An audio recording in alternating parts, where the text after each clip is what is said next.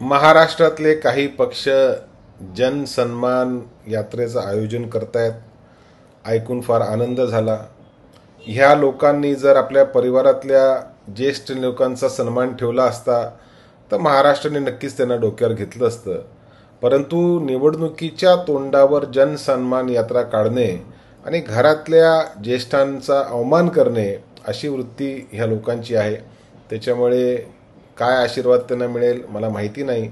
परंतु एवढी गोष्ट नक्की की महाराष्ट्रातली जनता एकच नेत्याचा सन्मान करते आणि त्या नेत्याचं नाव आहे शरदचंद्र पवार साहेब. पवार साहेबांचा पक्ष ऑक्टोबर महिन्याच्या निवडणुकीनंतर सत्तेमध्ये येणार.